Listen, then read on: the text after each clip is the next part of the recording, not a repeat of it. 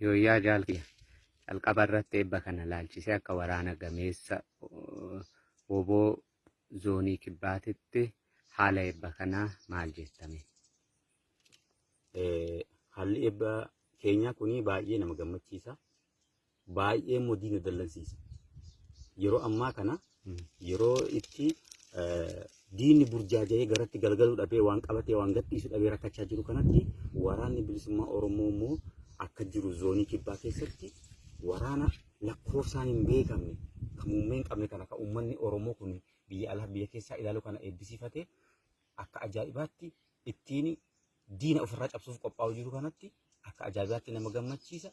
Eebbi kun immoo eebba ajaa'ibaa, eebba seena qabeessa kan uummata Oromoo rarraga bilisummaatiin gahu waan ta'eef baay'ee akka ajaa'ibaatti kabajachaa jirra, kabajachaa oollee ammaan kanallee ittuma jirraa siin jedha jaalladhe. Tole galatoomii. Mee maqaa kee eenyu jedhee to'aa deemu? Maalinnaan uummanni Oromoo yeroo hedduu waa'ee kee yeroo haasa'u sooshaal miidiyaa adda addaa irratti abaluu jedhanii suura kee faffacaasaa jiru. Kaan akka diinummaatti haa ta'u akka firummaatti haa ta'u maqaa kee karaa adda addaatiin kaasaa jiru waan ta'eef ofuma keetii mee of ibsime.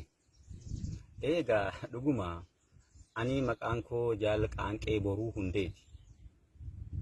Ani Jaal Qaanqee Boruu Hundee waraana bilisummaa Oromoo zoonii kibbaati. Dhaloonni koo giddu galeessa. Kanaaf iyyuu ani maqaan koo akkuma sitti Jaal Qaanqee Boruuti. Maqaa nama dhibiilee bakka hin bu'u, bifti koollee adda nama dhibii bakka bu'uu hin danda'u. Yeroo baay'ee immoo firoota haa ta'uu hin beeku, diinota haa ta'uu hin beeku, maqaa kiyyatti nama dhibiitti fayyadamanii jijjiiraniitu kaan suuraa koo ol galagalchee, kaan immoo gadi galagalchee, kaan immoo akka dhibii godhee kaasaa jira. Kanaaf ani waraana bilisummaa Oromoo zoonii kibbaati woboodha malee ajajaa waraana bilisummaa Oromoo miti. Maaliif namni guddoo dogongoraa jira. Diinota itti fayyadamaa haa ta'u, deeggartootuma keenyallee haa ta'u, dogongoraanii yeroo baay'eetu maqaa koo maqaa nama dhibii godhanii poostaa jiru. Kanaaf warra kanaaf dhaamsan dhaamuun qaba. Maaliif hin dogongoriina? Jaal Qaanqee Boruu jechuun naa. Jaal Qaanqee Boruu immoo waraana bilisummaa Oromooti malee ajajaa waraana bilisummaa Oromoo miti.